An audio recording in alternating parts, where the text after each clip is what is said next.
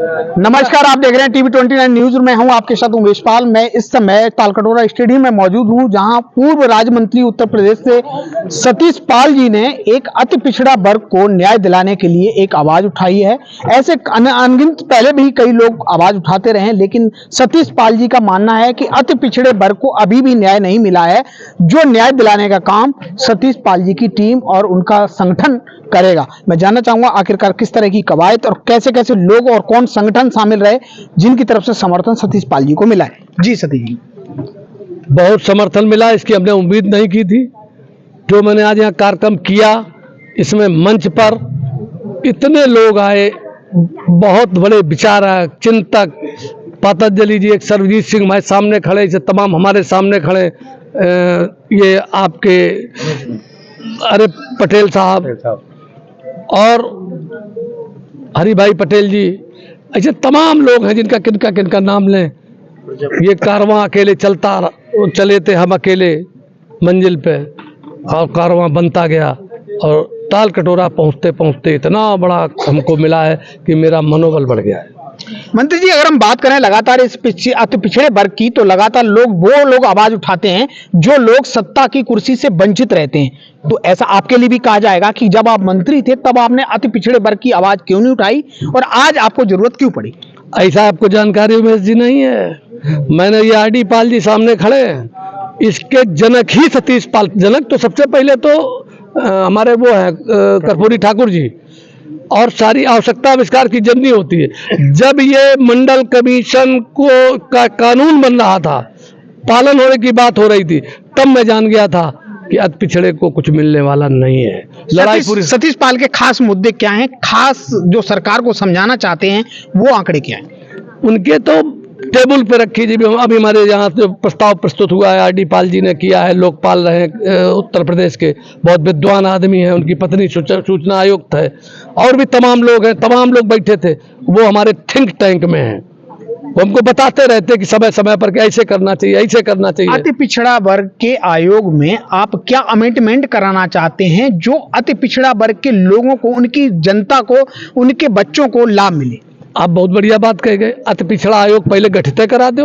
ये तो पिछड़ा वर्ग आयोग है, वो कि मलाई हरदम दूसरे खाते, उसी का हमको अध्यक्ष बनवाओ, हमारे वर्ग को बनवाओ। हमारे व्यक्तिगत उसके लिए नहीं है। हम सत्ता से वंचित इसलिए नहीं है कि हम बहुत सत्ता में रहे, आज भी सत्ता में भारतीय जनता पार्टी, उसमें हम सत्ता में हैं। हम पूर्व राज्य मंत्री हैं, हमें जिसका भी कोई काम कराना होता, कोई बात करनी, नीति की बात करता हूँ, न्याय की बात करता हूँ, किसी का औकात नहीं भाई बात न माने।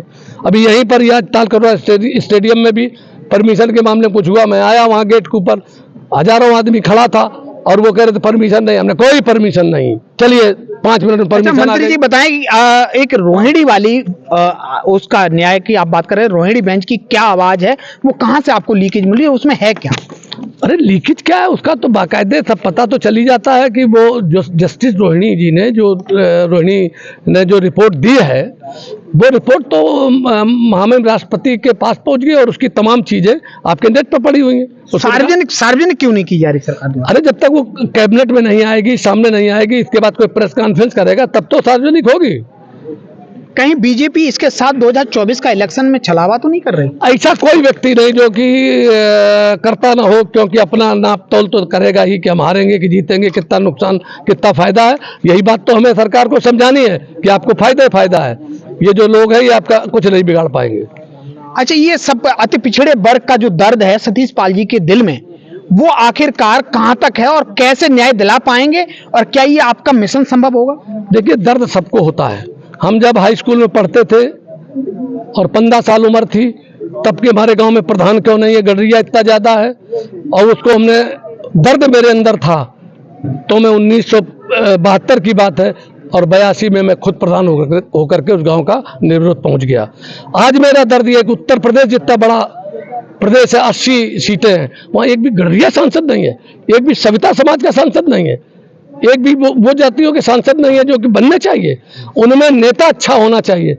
अब नेता, चूंकि हम लोगों का तो नुकसान इस बात का होता है कि हम न्याय की बात उठाते हैं, हम उसके लिए बिल्कुल तैयार हैं। उमेश जी, आप जैसे पत्रकार, आप भी समझदार हो और जानकार हो, हम हर तरीके से तैयार। अच्छा, उत्तर प्रदेश में क्या, समूचे भारतवर्ष में क्या यादव समाज या कुर्मी समाज पिछड़े में आता है, अति पिछड़े में आता है, या जनरल में आता है, या पिछड़े में आगड़े?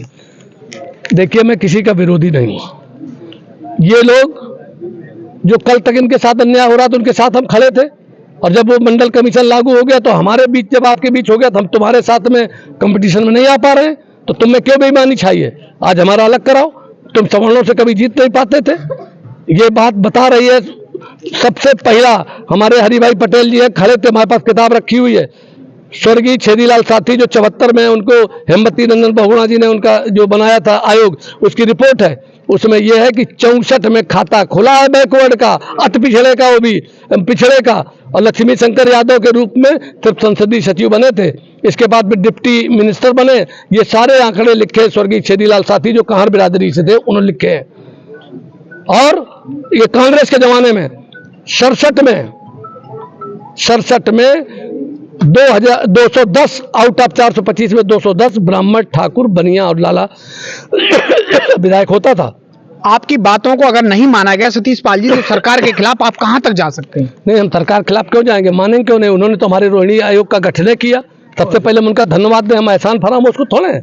अब उनसे हम कह रहे हैं कि आपने ये किया, अब ये भी करो, अब इसको बीच में डालो नहीं, पूरा खिलाओ, आधा भूखा मत रखो। देखिए, सतीश पाल जी का कहना है कि जिस तरह से जो सरकारें जो अमेंडमेंट नहीं करती, जो बिल ले आती हैं, लेकिन वो पारित नहीं होता, सार्वजनिक नहीं होता, लोगों में लाभ नहीं मिलता, नीचे जड़ तक नहीं जाता। सतीश पाल जी का काम है कि जो आपने किया है उसकी आपको हम धन्यवाद देते हैं, लेकिन आखिरकार वो जमीन तक जाना चाहिए। वो मुद्दा जमीनी लोगों को, हमारे अति पिछड़ा वर्ग के लोगों को न्याय मिलना चाहिए, उनके एडमिशन होने चाहिए, उनको नौकरियां मिलनी चाहिए, उनकी IAS PCS बनने चाहिए। इसको जताने का काम सतीश पाल जी, पूर्व मंत्री उत्तर प्रदेश के, जो कर रहे हैं। उनके साथ बहुत सारे लोग, सभी जातियों के, अति पिछड़ा वर्ग में जितनी जातियां आती हैं, वो 36 जातियां सभी उनमें शामिल हैं, और उनको पूरा भरपूर सहयोग कर रही हैं, और मौजूद भी रही। उन्होंने ये आश्वासन भी दिलाया कि सतीश पाल जी जिस हद तक कहीं भी जहां जाएंगे वहां पूरा उनका सहयोग करने का काम करेंगे। मेरा नाम है सरजीत सिंह खंडसाल, और ये खंडसाल अशोक वंश का गोत्र है, और वैसे मैं नंदवंशी से माना जाता हूँ, लेकिन मैं जातीय में विश्वास नहीं करता। ये जातीय नस्लें जानवरों में होती हैं, मुर्रा भैंस, साहिवाल बैल, हरियाणवी बैल। मनुष्य की जाति सिर्फ एक है, और मानवता धर्म एक है। क्या मानते हैं कि आप आर्थिक आधार पर आरक्षण होना चाहिए, जातिगत आधार? देखिए, सवाल जाति का नहीं है, यहाँ वर्ग का सवाल है। जो मंडल कमीशन की रिपोर्ट है, आपको मालूम है, वो 25% भी लागू नहीं हुई है। उसमें जितना अति पिछड़ा समाज है, जितना जो है, जो रिपोर्ट मैंने आपको दी है, ये अति पिछड़ा, अत्यंत पिछड़ा, इस समाज के लिए अलग रिजर्वेशन था। संविधान ये रखा हुआ है, इसमें आर्टिकल बना हुआ। क्या होना चाहिए कि जो संविधान के तौर पर आप चाह रहे हैं कि जातियों में जातिगत आधार पर बंटवारा होना चाहिए आरक्षण का, बंटवारा, वर्गीकरण होना चाहिए। जो जीरोहणी है, जीरोहणी कमीशन जो है, वो भी यही कहता है कि भारत सरकार की सेवाओं में जो अति पिछड़े वर्ग के लोग हैं, आप बताओ, इतने लोग यहाँ पे हैं, एक आदमी कोई IAS बताइए, IPS बताइए, डॉक्टर बताइए, इंजीनियर बताइए, लेकिन जब ये हो जाएगी तो हम लोग जो है लगभग 20%, 27 में से 20% पिछड़ा 7%, अति पिछड़ा 11%, अत्यंत पिछड़ा 9, तो 11 + 9 20। तो हमारा यही कहना, 1000 पद IAS IPS अलाइट के हर साल UPSC से भरते हैं, यूनियन पब्लिक सर्विस कमीशन, तो 200 पद हमारे हो गए ना। हर प्रखंड, हर जिला, हर तहसील में हमारा आदमी होगा प्रशासनिक अधिकारी। ऐसे ही स्टेट लेवल पे जो PCS से आते हैं, SDM है, डिप्टी SP हैं, और सारे पद हैं, वहां भी 200 पद हमें मिल रहे हैं। तो हमारे 20% जब मिल जाएंगे अति पिछड़ों के, अत्यंत पिछड़ों के, तो उसके बाद हमारे ऊपर कोई अत्याचार नहीं करेगा, पहली बात। और यही फिर आगे चल के MP MLA में भी जैसे शेड्यूल कास्ट को दे रखा, उसके लिए प्रोसीड करेंगे हम लोग। ये जिस तरीके से शेड्यूल कास्ट को दे रखा, लेकिन आज तक इन्होंने, चाहे मुलायम सिंह हो और चाहे वो मायावती हो या कोई भी हो, अगर ये कुछ काम किया है तो BJP ने ही ये रिपोर्ट बताई। जैसा कि RD पाल साहब जो है समिति में थे हम लोगों के साथ, जब ये गए थे मुख्यमंत्री से मिलने, और भाई साहब ने तो बहुत पहले से छेड़ रखा।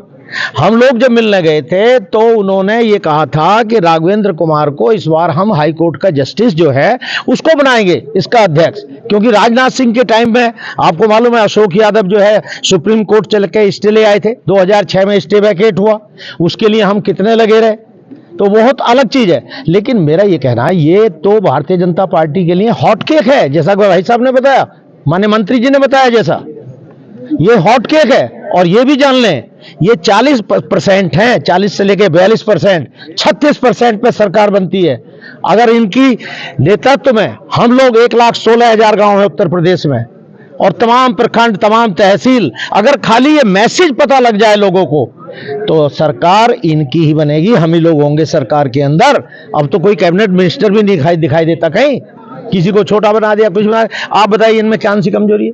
कितने दिन पहले, मेरे ख्याल से 22 साल पहले राज्य मंत्री थे। हाँ, अरे नहीं, वो टिकट एक बार मिला हमें 2020 में लोकसभा का बीजेपी से। हाँ, 2007 में नहीं, सन पूरे 2000 में। कहने का मेरा मतलब यह है, अखिलेश यादव खिलाफ पूरे 2000 में। आखिर ये बताइए, इनका चेहरा खराब है, लंबाई कम है, पढ़ाई लिखाई कम है, क्या कम है बताइए ना। Why he is not cabinet minister? इनको कैबिनेट मिनिस्टर होना है, इनको चीफ मिनिस्टर होना है उत्तर प्रदेश का। अति पिछड़ा वर्ग के कार्यक्रम में सतीश पाल जी ने जो ये तालकटोरा स्टेडियम में जो प्रोग्राम किया उसमें सभी लोग आए। उनमें से धर्मवीर बघेल जी वरिष्ठ समाज सेवी हैं और हर जगह अपनी भागीदारी मौजूद रखते हैं। मैं जानना चाहूंगा अति पिछड़े वर्ग के लिए क्या अभी किस तरह की कवायद बाकी है? अति पिछड़ा वर्ग जिस तरह से हम देखते हैं कि यहाँ बहुत सारी जातियाँ हैं, हमारा पूरा प्रदेश है जो जातियों में बटा हुआ है, तो जिस तरह से बटा हुआ है उसके हिसाब से जो ओबीसी के अंदर आती हैं काफ़ी जातियाँ आती हैं। ओबीसी एक बहुत बड़ा नुमाइंदगी करने वाला, चाहे वो राजनीतिक क्षेत्र हो या कोई भी क्षेत्र हो, उसके अंदर रहता है। लेकिन मैं पिछले अगर 70 वर्षों की बात करूं तो ओबीसी को जितना अहम मुकाम मिलना चाहिए उतना मुकाम नहीं मिल रहा। इसकी जद्दोजहद हमारे तमाम राजनीतिक नेता भी लोग कर रहे हैं। आज उसी की पहल के अंदर सतीश पाल जो बीजेपी के नेता हैं, उन्होंने यहाँ आकर एक अति पिछड़ा वर्ग सम्मेलन बनाया है, जिसमें तमाम जो ओबीसी वर्ग के अंदर जातियाँ आती हैं उनका एक समूह इकट्ठा करके उन्होंने बनाया है। और उनकी जिस तरह से मांगें हैं उस तरह से विशेषतः तो उनकी एक ही मांग रह रही है कि कन्नौज से वो टिकट मांग रहे हैं बीजेपी से। तो सबसे पहले मैं उनको भी धन्यवाद देना चाहूँगा कि इतना बड़ा प्रोग्राम उन्होंने पूरे दिल्ली के दिल जो तालकटोरा कहा जाता है उसके अंदर इतना बड़ा प्रोग्राम उन्होंने किया है। और मैं उनको ये भी कहना चाहूँगा कि जिस तरह से उन्होंने ये लड़ाई लड़ी है कहीं ना कहीं ज़रूर सफलता उनको मिलेगी, क्योंकि ओबीसी एक महासागर है, इतना बड़ा विषय है कि इसके अंदर अगर हम ग्रंथ लिखना चाहें तो भी ग्रंथ लिख सकते हैं। लेकिन आज हम सब लोग देखते हैं कि ओबीसी की जो जातियां हैं जितना मुकाम उनको मिलना चाहिए उतना नहीं मिल पा रहा है। क्यों नहीं मिल पा रहा है? क्योंकि हम लोगों में कहीं ना कहीं शैक्षिक जो क्षमता है वो कम रहती है, हमारी जो चेतना है वो इतनी कम रहती है, हमारे लोगों की जागृति कम रहती है। मैं एक पढ़ा लिखा इंसान हूँ, अगर मैं कहूँ आपसे कि बहुत सारे स्टेट जो हैं भारतवर्ष के जहाँ 27% रिजर्वेशन हम लोगों को मिलना चाहिए वहाँ भी नहीं मिला। सबसे पहले मैं हिमाचल की बात करूँगा। धर्मवीर जी, मैं आपको रोकना चाहूंगा कि जो आरक्षण की अगर बात करें तो आरक्षण क्या आर्थिक स्थिति में होना चाहिए, जातिगत गणना? देखिए, आरक्षण होता है इसलिए कि सब लोग एक प्लेटफॉर्म पर आ जाएं, सब लोग एक समानता, चाहे वो शैक्षणिक हो चाहे वो राजनीतिक हो या किसी पे, सब लोग एक पटल पर आ जाएं, इसीलिए आरक्षण दिया जाता है। बहुत सारे आप लोगों ने देखा होगा ईडब्ल्यूएस के तहत भी सवर्णों को दिया जाता है। मैं उसकी भी सराहना करता हूं, क्योंकि हो सकता है बहुत सारे सवर्णों में गरीब लोग हैं जिनको आरक्षण की जरूरत है। लेकिन कहीं ना कहीं जो ओबीसी का अगर मारा जा रहा है 27% रिजर्वेशन, तो मैं जरूर किसी भी सरकार हो, चाहे प्रदेश की सरकार हो चाहे आप केंद्र की सरकार हो, उसमें 27% रिजर्वेशन बहुत सारे मेरे राज्यों में नहीं है, उन राज्यों में भी जरूर 27% रिजर्वेशन होना चाहिए। मैं आगे अपने जो वक्तव्य की कड़ी में जरूर टीवी 29 के तमाम व्यूअर्स को, जो हमेशा टीवी 29 के जो भी स्टाफ रहते हैं, इसमें मेरे भाई डॉक्टर रमेश पाल जी हैं, धर्मपाल जी हैं और पूरी खोड़ा कॉलोनी की टीम है, और जो तमाम जो आस पड़ोस के यहाँ दिल्ली के रहने वाले लोग हैं, हमेशा कोई भी समाज का प्रोग्राम हो बहुत बढ़ चढ़ कर हिस्सा लेते हैं। मैं सबका भी एक बार तहे दिल से इनको धन्यवाद भी देना चाहूँगा और ये ज़रूर कहना चाहूँगा कि हाँ भैया, इसी तरह से आप अपना जो भी प्यार है हम लोगों पर उड़ेलते रहें, और ज़रूर एक दिन ऐसा आएगा कि यही समाज आपको कहीं ना कहीं, चाहे लखनऊ हो चाहे दिल्ली हो, ज़रूर आपको मुकाम हासिल कराएगा। और मैं कहीं ना कहीं ज़रूर कह सकता हूं कि हमारा जो भविष्य है बहुत ही सुंदर है। हाँ, कुछ लोग ऐसे होते हैं कि जो अपनी सीट पर बैठ के कुछ कहते हैं, लेकिन उनकी अपनी एक सीमित दायरा होता है। लेकिन मैं ज़रूर ये कहना चाहूँगा कि ये समाज अब रुकने वाला नहीं है। इस समाज ने भी ठान लिया है, चाहे कहीं का भी हो, किसी भी तरह का हो, इस समाज के अंदर जागृति और वो चेतना की वो एक ज्वलंत लहर चल रही है, जो कहीं न कहीं आंधी और तूफान में जरूर परिवर्तित होगी। मैं फिर एक बार टीवी 29 के तमाम व्यूअर्स को और उनके स्टाफ को बहुत बहुत धन्यवाद देता हूं, क्योंकि आपने मेरी बात रखी और ये मेरी वाणी जरूर लाखों लोगों तक जाएगी। इसके लिए आप बहुत बहुत आपका धन्यवाद, बहुत बहुत आभार। धन्यवाद। वीरेंद्र पाल कहाँ से आए हुए हैं? हम संभल से आए हैं, उत्तर प्रदेश। संभल उत्तर प्रदेश से। जी, जी। तो इसमें आपका कोई संगठन है या किस तरह से समर्थन कर रहा है? अखिल भारतीय पाल महासभा संगठन है और सतीश पाल जी ने जो अति पिछड़ा वर्ग का सम्मेलन करा है यहाँ पर तालकटोरा स्टेडियम में, उनके समर्थन में आए हैं। जो कि सन 2001 से सामाजिक न्याय जो अति पिछड़ा वर्ग की मांग है, जो कैटेगरी 27% जो आरक्षण बीसी को मिला हुआ है, उसमें जो वर्गीकरण करके जो जातियां वंचित रही हैं आरक्षण है, उनकी जो मांग चल रही है वो सतीश पाल जी उठा रहे हैं। उनके समर्थन के लिए हम संभल से करीब 15-16 लोग उनके समर्थन के लिए तालकटोरा स्टेडियम में आए। रमेश प्रधान, रमेश जी, आप कहाँ से आए? हरियाणा से। हरियाणा में। हरियाणा में कौन सी जगह रहते हैं? डिस्ट्रिक्ट फरीदाबाद। हरियाणा में जो धनगर का सर्टिफिकेट लेके बहुत सारी मंशाएं हैं लोगों की, वो क्या है? देखिए, मैं आपको एक बात बताना चाहता हूँ कि हरियाणा में भी सरकार को सब कुछ पता है। हरियाणा में भी बैकवर्ड क्लास लगभग 52% है। 52% में से आज जो ये सम्मेलन हुआ अति पिछड़े का, इसमें 37% हरियाणा में है। 37% अगर हरियाणा में है तो आप कल्पना करें हमें हमारा हक मिलना चाहिए या नहीं मिलना चाहिए। अपने हक को लेने के लिए अब हम हरियाणा ही पूरे हिंदुस्तान में एक अभियान चलाएंगे। सरकार ने हमारे को मनोहर लाल खट्टर ने हमारे को एससी में कर भी दिया था, लेकिन वो मामला अभी विचाराधीन है कोर्ट में। हम सरकार से अपील करेंगे, मांग करेंगे कि सरकार तत्काल हमारे को अपने एससी में घोषित करे। अच्छा, ये जो अभी हरियाणा में किया था कि गडरिया समाज को शासी की उपजाति बना दी थी, वो क्या है? शासी की उपजाति गडरिया समाज है, ये मैं नहीं कह रहा, ये इतिहास कह रहा है। मेरे पास कागज है बहुत लंबे चौड़े, लगभग 50-60 साल पुराने कागज हैं। ये आदरणीय और माननीय अम्बेडकर जी ने हमारे को ऐसे में ही रखा था, लेकिन कुछ चंद चालाक जातियों ने हमारे को वहां से निकाल दिया। मैं आपको ये बताना चाहता हूँ, मेरे पास इस बात के प्रूफ हैं कि हम एससी में हैं पूरे हिंदुस्तान में, लेकिन मैं आपको ये बताना चाहता हूँ कुछ चंद चालाक जातियों ने, चंद चालाक अधिकारियों ने हमारी इस कलम को मिस्टेक कर दिया और जातियों में से ऐसा वर्ग बना दिया कि ये घाट हरियाणा में ही गडरिया का गौडरी कर रखा है। गौडरी कोई जाति हरियाणा में नहीं है, मैं दावा कर रहा हूँ, और सर्वे हो चुका है इस बात का कि गौडरी ही गडरिया है। हम इस न्याय को चाहते हैं। नमस्कार, आप देख रहे हैं टीवी 29 न्यूज। मैं हूं आपके साथ उमेश पाल। मैं इस समय तालकटोरा स्टेडियम में मौजूद हूं, जहां पर ओबीसी मोर्चा का खास तौर से सतीश पाल जी ने एक बहुत बड़ा प्रोग्राम किया, जिसको ओबीसी की अति पिछड़ा वर्ग की सभी जातियों को एक सूत्र में बांधने का काम किया। जहां महाराष्ट्र की धरती से चलकर कल्याणी जी आई हुई हैं, कल्याणी जी बागमारे, और वो भी एक अपना संगठन चलाती हैं और ओबीसी को न्याय दिलाने के लिए, खासकर पिछड़ा वर्ग के, अति पिछड़े वर्ग के लोगों को न्याय दिलाने का काम करती हैं। तो मैं जानना चाहूंगा कि कल्याणी जी, आप ओबीसी के बारे में क्या कहना चाहेंगे और किस तरह के न्याय दिलाएंगे? यहाँ पे आज जो सम्मेलन सतीश पाल जी सर ने अति पिछड़ा ओबीसी वर्ग के लिए रखा है, पहले तो मैं उसका समर्थन महाराष्ट्र की तौर से एक भगिनी यहाँ पे कर रही हूँ।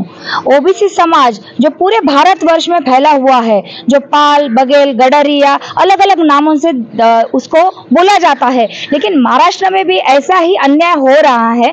मैं बताना चाहती हूँ, जो रोहिणी आयोग है, मंडल आयोग है, कालेलकर आयोग के हिसाब से पूरे भारत में जो ओबीसी वर्ग है उस पे अन्याय हो रहा है कि ओबीसी की जो 350 के ऊपर जो जनजाति है, जो समाज है, उनके ऊपर ऐसे अन्याय हो रहा है कि अलग वर्ग से भी कुछ लोग उसमें अभी घुसखोरी कर रहे हैं। लेकिन सरकार को हम ये कहना चाहते हैं, जैसे सतीश पाल सर ने यहाँ पे अब सम्मेलन रखा है, पूरे भारतवर्ष के ओबीसी लोगों को एक साथ मिलकर संघर्ष करना चाहिए और हमारी हाथ में जो रोटी है वो रोटी कोई और छीन रहा है। इसलिए हमारे सांसद, विधायक, इसकी संख्या बहुत कम है। वैसे भी महिला का आरक्षण भी पंतप्रधान नरेंद्र भाई मोदी जी ने अभी आप लोगों को पता है कि अनाउंस किया था, लेकिन इसका अमल अभी नहीं होगा। वैसे ही धनगर समाज में भी, महाराष्ट्र का धनगर समाज भी नोमैडिक ट्राइब में 1990 के बाद नोमैडिक ट्राइब में विमुक्त भटकिया जाति जमाती में आता है, लेकिन धनगर समाज जो संविधान के अनुसार वो एसटी में है, लेकिन उसका अमल ना केंद्र सरकार कर रही है ना राज्य सरकार कर रही है। इसलिए ये जो आज ओबीसी का जो यहाँ पे सम्मेलन रखा हुआ था उसके लिए हम लोग समर्थन देंगे और सारी ओबीसी जातियों को मैं भी आह्वान करती हूँ, आवेदन करती हूँ कि सब मिलके यहाँ संघर्ष करें और अपना ओबीसी का हक ले लें। कल्याण जी, मैं अगर बात करूं महाराष्ट्र की, तो महाराष्ट्र में बहुत बड़ा मुद्दा है धनगर मुद्दा। धनगर मुद्दा हमेशा ज्वलनशील रहता है। आखिरकार राज्य सरकार वहां की क्यों सोई रहती है? और कोई भी सरकार आ जाए, लेकिन आखिरकार चाहे देवेंद्र फडणवीस की हो, चाहे अभी शिवसेना की, लेकिन कभी भी उसका मुद्दा हल नहीं होता।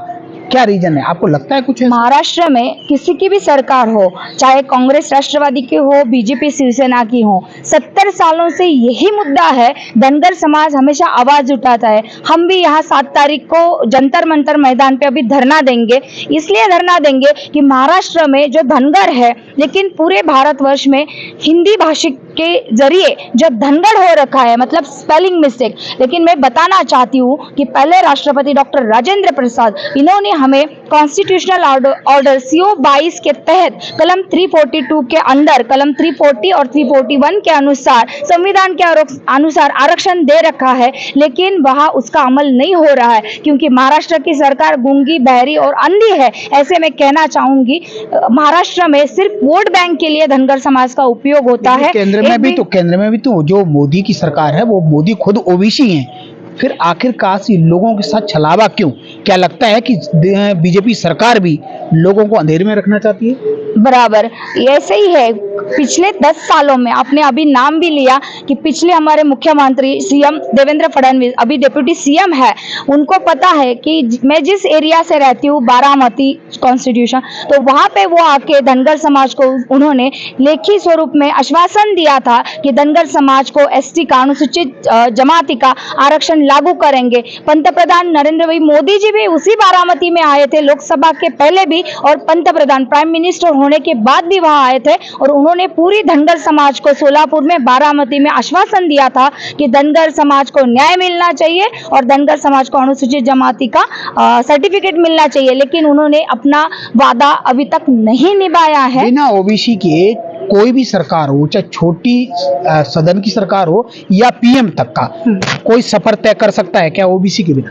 नहीं कर सकता है, क्योंकि आप सभी को पता है पूरे भारतवर्ष में, जैसे अभी कई राज्यों में 52% से आगे ओबीसी का। अति पिछड़ा वर्ग की गलती है कि सरकारों की गलती है? सरकारों की गलती है, लेकिन अति पिछड़े वर्गों में एकजुट होना बहुत जरूरी है, और एकजुट होने के बाद ही, संघर्ष करने के बाद ही सरकार सुनती है। बार बार छले जाते हैं, फिर भी मोस्ट ओबीसी या अति पिछड़ा वर्ग उनको वोट क्यों करता है? पिछड़े वर्गों के हाथ में ऑप्शन नहीं रहता। क्या लगता है आप लोग नेता लोग समझाने में असक्षम है अपने लोगों को? हाँ, हम लोग तो यहाँ पे संघर्ष यही कर रहे हैं। जैसे सतीश पाल सर ने आज यहाँ पे संघर्ष के तौर पे ओबीसी के लिए ही यहाँ पे सम्मेलन रखा है कि ओबीसी खुद आगे आने चाहिए और संसद में मतलब विधायक होने चाहिए, विधानसभा लड़ने चाहिए, प्रधान होने चाहिए, क्योंकि जब तक आपके हाथ में और आपके हाथ में कुर्सी नहीं होगी तब तक कोई भी ओबीसी को न्याय नहीं दिला सकता। और स्वर्ण वर्ग, मतलब जो लोग आंदोलन भी नहीं करते, मोर्चा नहीं करते, महाराष्ट्र में तो जातिगत आरक्षण होना चाहिए आर्थिक स्थिति पे होना चाहिए। लेकिन विश्व रत्न डॉक्टर बाबा साहेब अम्बेडकर ने पूरे भारत में जो संविधान लिखा है, वो संविधान सर्वश्रेष्ठ है। ना कोई नेता सर्वश्रेष्ठ है, ना कोई पक्ष या राजनीति कोई श्रेष्ठ नहीं है। और संविधान की श्रेष्ठता के अनुसार जो आरक्षण उन्होंने दिया है, वो कुछ सोच समझ के जनरल लोग कहते हैं कि आरक्षण के तौर पे हम लोगों को कमजोर करते हैं, वो भी शिक्षा में, क्योंकि हम आरक्षण की मांग करते हैं तो शिक्षा में कमजोर हैं। जनरल इसमें शिक्षा से आगे हैं, आप मानते हैं क्या? नहीं, ऐसी तो बात नहीं है। जनरल इससे जो शिक्षा में आगे जाना चाहते हैं, जो क्रिमिनल हमारे महाराष्ट्र में भी आर्थिक दृष्टि जो सदन है, तो उनको तो आरक्षण नहीं मिलता है, उनको तो शिक्षा में भी आरक्षण नहीं मिलता है। हम लोगों को भी 27% वहाँ पे जो ओबीसी में NT वर्ग में जो NTC में आरक्षण है, वो पूरी तरीके से नहीं मिलता है, क्योंकि वहाँ पे भी ऐसा ही मामला है। कल्याणी कैसे दिलाएंगी अति पिछड़े वर्ग को न्याय? हम तो अपनी मांग यहाँ रखने आए हैं। अभी जो विंटर सेशन यहाँ चल रहा है, हम संघर्ष कर रहे हैं इसीलिए, और सरकार से हम आवेदन करते हैं। और इस अभी जंतर मंतर पे भी हमने जो धरना रखा है इसीलिए रखा है कि ओबीसी का सेंसस होना जरूरी है। पूरे भारतवर्ष में इतना ओबीसी की पॉपुलेशन है, लेकिन उस हिसाब से उनको न्याय कहीं पे भी नहीं मिलता है। और स्वर्ण वर्ग होगा या मराठा वर्ग होगा, ये लोग सिर्फ पिछड़े। इस सभा में बहुत सारे लोग जो पहुंचे उनको लोगों को जागरूक करने के लिए, खास करके अति पिछड़ा वर्ग को, तो उसमें से डॉक्टर राजन प्रसाद जी हैं, जो मैं इनसे बात करना चाहूंगी। आखिर डॉक्टर राजन क्या मानते हैं कि ओबीसी की लड़ाई, अति पिछड़े वर्ग की लड़ाई कहां तक जायज है और किस तरह से ये सफल हुई है? जी, हमारे भारत में एक कहावत है कि जिसकी माई पुआ पकावे उसका ही बेटा ललचावे। तो सरकार बनाने वाले लोग आज सरकार से दूर हैं। पिछड़ों को तो आरक्षण भी मिला है, पिछड़ों को सांसद भी बने हैं और पिछड़ों की सरकार भी है। मुख्य मुद्दा है पाल, धनगर, गडरिया, बघेल, ये लोग कहाँ हैं? आज जिनकी ताकत से ये सरकारें बनती हैं, आज भी उनको सिर्फ लोक लुभावने वादों में छोड़ दिया जाता है। आज सदन में उनकी स्थिति क्या है? कहते हैं कि 100 में 90 शोषित है और 90 भाग हमारा है। तो धन, धरती और फिर राजपाट पे 90 भाग हमारा है। हमारा 90 भाग है। ये 50-50 की लड़ाई नहीं है, ये 90% और 10% की लड़ाई है। हमारा समाज कामगार है, हमारा समाज मेहनतकश है, हमारा समाज मेहनत करने वालों का है।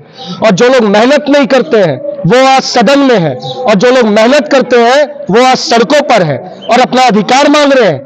हम अपना अधिकार मांग रहे हैं और ये जो अधिकार है ये हमारा है।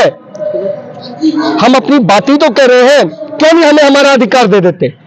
जैसे और लोगों के आईएएस आईपीएस बनते हैं, हमारे समाज से पाल, गडरिया, बघेलों का भी आईएएस आईपीएस बनेगा।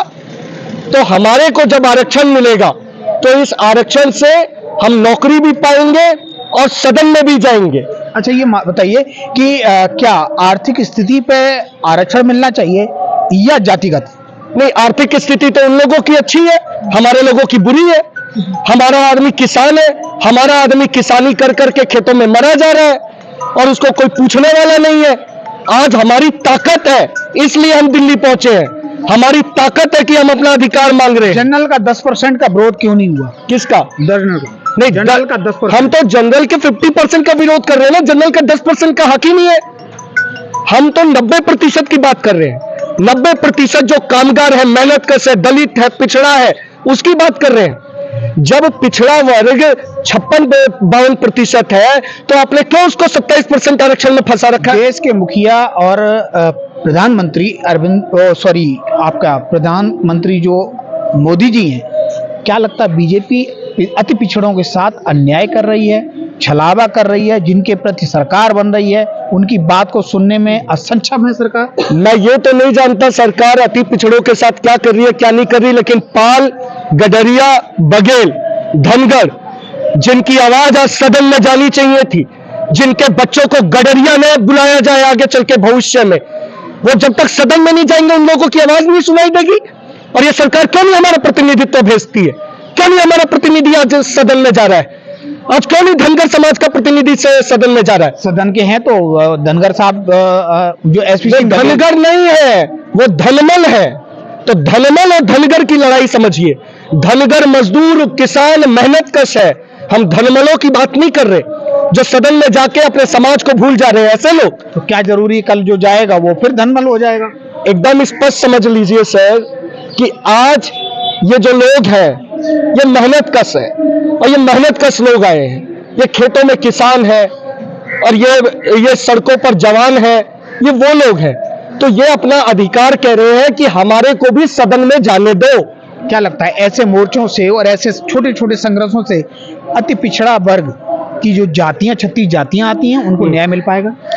बिल्कुल न्याय मिलना चाहिए। अगर ये गूंगी बहरी सरकार नहीं सुनेगी तो इसको भी उखाड़ फेंकेंगे। कोई सरकारी न है जो सरकार गरीबों की, किसानों की, मजदूरी की, और हम लोग तो सबसे ज्यादा भारतीय जनता पार्टी का सपोर्ट करते हैं। धनगर हुआ, पाल हुआ, बघेल हुआ, गडरिया हुआ, ये तो सबसे ज्यादा बीजेपी का सपोर्ट करता है। और आज की डेट में इनको ही सदन में नहीं टिकट दे रहे। तो जब हमसे बटोर लोगे और हमको फिर टिकटों नहीं दोगे तो ये तो नहीं ना चलेगा। तो हमारा वोट लेते हो तो हमको टिकट दो, हमारा वोट लेते हो तो हमारे लोगों को सदन में भेजो, हमारा वोट लेते हो तो मेरे किसान बाप को भी सदन में भेजने का रास्ता निकालो। मेरे छोटा भाई जो उसको गडरिया कह के जो बड़े जात के लोग हैं वो लोग उनको जलील करते हैं, आज की डेट में उनके लिए एक अच्छा भविष्य तभी सुनहरा होगा जब भारत के संसद में हमारे पाल गडरिया बघेलों का को भी उचित प्रतिनिधित्व मिलेगा। 543 सीटों में मैं पूछना चाहता हूं कितने पाल गडरिया बघेलों को सीट दी गई, क्या हमारा हिस्सा नहीं है? मां अहिल्याबाई होलकर जिन्होंने इतना सुंदर शासन चलाया, आज उनके वंशजों को आपने क्या कर दिया? उनको हमारी तो हालत आज के डेट में दलितों से भी खराब कर दी है। हमारे को अति पिछड़ा मत कहिए, हमें तो अति दलित कहिए। आज हमारे लोग अति दलित है, आज उनको पढ़ाने के, आज उनको स्कूलों में जगह नहीं मिल रही, कॉलेजों में जगह नहीं मिल रही, नौकरियों में जगह नहीं मिल रही, सदन में जगह नहीं मिल रही, तो हम अपनी आवाज नहीं उठाए तो क्या करें? आज हम लोग तालकटोरा स्टेडियम आए हैं, हमारी संख्या कम है, जिस दिन सदन में हमारी संख्या ज्यादा हो जाएगी हम लोग संसद भवन चले जाएंगे।